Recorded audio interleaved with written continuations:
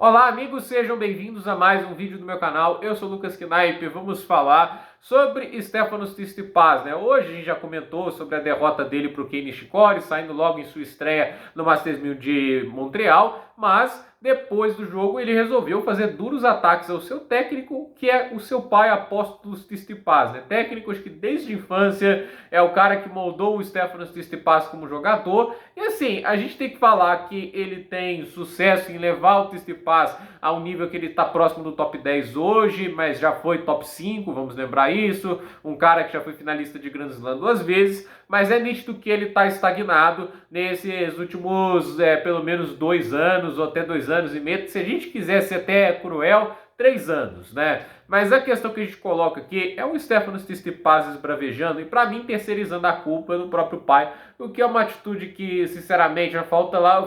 Sabe que eu me lembro do Corcunda de Notre Dame, né? Quando tem lá o vilão, o Claude Frollo, ele tá culpando todo mundo menos ele mesmo, né? Tem aqueles seres em vermelho falando meia culpa, né? Cadê a meia culpa, né? Porque olha o que ele fala. Para quem não teve ideia do que ele falou, é isso que ele falou numa entrevista para televisões. Olha, eu preciso e mereço um treinador que me ouça e ouça meu feedback como jogador. Meu pai não tem sido muito inteligente ou muito bom em lidar com essas situações. Não é a primeira vez que ele faz isso. Eu estou realmente decepcionado com ele. Realmente não sei agora se consideraria alguma mudança, mas estou realmente decepcionado. A coisa mais importante para um jogador é ter um feedback direto e de um treinador. O treinador não é quem segura uma raquete. O jogador é quem tenta executar um plano de jogo, um trabalho colaborativo que vocês colocam juntos. Tem que ser recíproco para que eu tente desenvolver o meu tênis. E é algo que eu não quero ficar preso nisso, né? Tipo, se ele teve essa epifania só agora também, eu vou te falar. Mas, assim, vai jogar toda a culpa no Apóstolos, mas eu fico pensando, porque o Tsitsipas ele não ficou só com Apóstolos de técnico, chegou a ter um pequeno período com o Mark Philippoussis de técnico, e sabe o que aconteceu? Não teve resultado de maneira imediata e demitiu o cara em um mês. Será que ele gostou do feedback do Mark Philippoussis, né? Porque, assim, o jogador, ele tem que ter a voz, ele tem que falar o que ele está sentindo, etc. Mas, às vezes, ele tem que ouvir também, né? Eu acho que o técnico, ele tem uma hora que ele vai falar, só, isso aqui não está funcionando, tem que fazer diferente, entende? Eu fico pensando, será que o Tsitsipas aceita as críticas que tem contra o backhand dele? E assim, eu duvido que ele não tenha ciência de que o Tour e boa parte dos jornalistas do tênis consideram o backhand dele extremamente regular e falho. Eu não acho o backhand do Tsitsipas um desastre total. Tem horas que ele consegue fazer bons golpes com ele, né? Eu acho assim, ele tem às vezes mais winners com esse backhand, por exemplo, que o Casper Ruud da vida. Só que o Ruud é mais sólido, ele erra muito menos com backhand, né? Ele tem, por exemplo, mais winners com o Berrettini, mas a verdade é que o Tsitsipas ele tem um time de uso dos ataques de backhand dele muito ruim, porque tem horas que ele vai fazer winners e tem horas que ele vai dar muito ponto de graça. O Ruud e o Berrettini, eles entendem que o backhand deles não é grande coisa, e aí eles não exageram e tentam construir o ponto para jogar para o forehand, né? Enquanto o Tsitsipas ele tenta às vezes ditar e marretar ali com o backhand.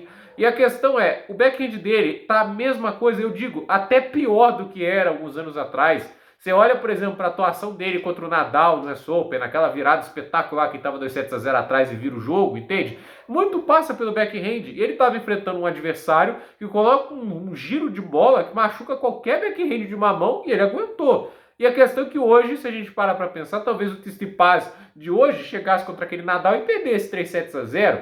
Então, assim, eu olho para o Tsitsipas e penso, é um tenista que, sinceramente, fica jogando exatamente do mesmo jeito e espera ter resultados diferentes do que vem tendo recentemente. E, assim, o Apóstolos Tsitsipas, obviamente, pode não estar conseguindo mais nada em relação a extrair tênis dele, em modificar algumas coisas, em tentar fazer os ajustes, em tentar lapidar mais as arestas, em evoluir onde ele está tendo problemas. Ok, mas aí também parte do jogador, porque isso não é uma coisa de hoje, entende? A derrota para o Nishikori de hoje, ela não é um evento que começou agora, isso já é desde o ano passado e é nesse ano também. Ele perdeu para o Thiago Monteiro lá na estreia dele em Madrid, isso pensando em saibro. Ele perdeu logo de cara ali o Wimbledon, acho que foi a segunda rodada. Então, assim, ele é um tenista que tem sofrido recorrentemente eliminações precoces. Isso tem muito a ver com um jogo que tem ficado muito batido e previsível. Mas a questão é, será que o Apóstolos não tenta fazer nada de diferente ou o Tsitsipas se recusa a fazer algumas mudanças para sair da zona de conforto? Porque fica essa dúvida. Mas a questão é, o cara chegar desse jeito, pensa, o pai dele, entende, né? O cara não podia fazer lá um post no Instagram, falar, olha, não tá dando certo, quero tentar outras coisas, tentar essa separação para ver se eu consigo algo melhor. Ele nem demitiu o pai dele, mas ele resolveu jogar toda a culpa nele nessa derrota. E a culpa, cara, a culpa é sua também, entende? Tem mérito do adversário, o Nishikori jogou muito bem.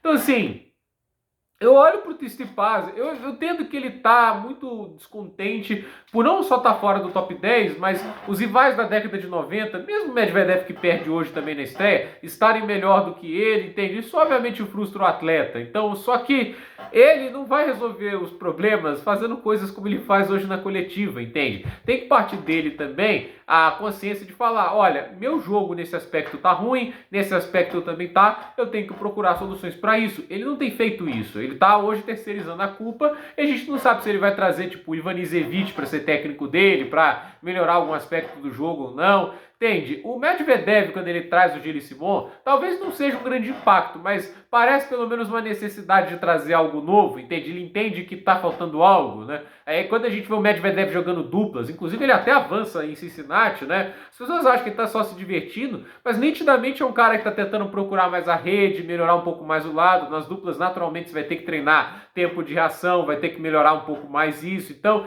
parece claramente um tenista que está procurando esse tipo de melhora e hoje está testando isso para ver se ele consegue aplicar isso em simples, né? Obviamente não é um processo que está sendo rápido, alguns aprendem mais rápido, outros não, mas você vê que assim, o Medvedev de 2 anos atrás, ele não conseguia bater o forehand com o giro que bate hoje, com o controle que tem hoje, entende? Ele conseguiu melhorar no fundo de quadra, ele melhorou aspectos do jogo. Então, assim, a gente conseguiu ver no Daniil uma melhora, né? Mesmo que não seja tão gigante, mas uma melhora em termos de recursos que o Tsitsipas não conseguiu colocar. E a verdade é que me parece que o Daniil, ele é um cara muito mais aberto a sugestões e a melhoras do jogo do que o Stefanos. E, assim, esse tipo de declaração eu fico pensando, ele não ouve bem o meu feedback, né? Mas, poxa, o que feedback o Stefanos vai dar nesse jogo que ele perde contra o Nishikori, entende, né? Talvez ele não ouça porque não seja um bom feedback, não sei, né? Eu fico pensando nisso, né?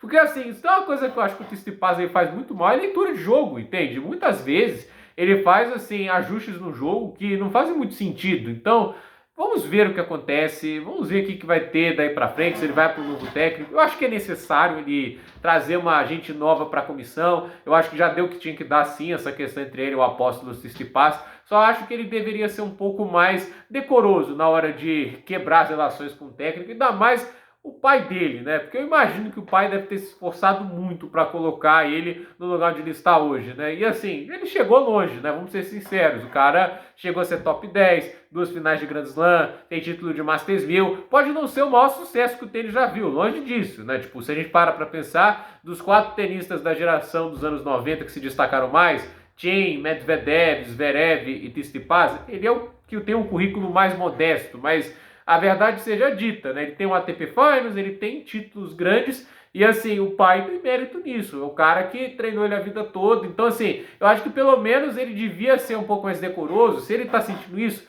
fale nos bastidores, né? Vai pra imprensa falar isso, né? Eu acho que, assim, o Tsitsipas, ele passou um pouco do ponto na hora ali de esbravejar com a derrota. Tá? É frustrante perder logo de cara? É. Mas entende que faz parte, não é a primeira vez que isso está acontecendo e você tem parte da responsabilidade disso, né? Porque o cara não está ouvindo o seu feedback. Então, gente, por esse vídeo é isso. Dúvida nos comentários, deixe seu like, se inscreva no canal, compartilhe esse vídeo e até o próximo vídeo.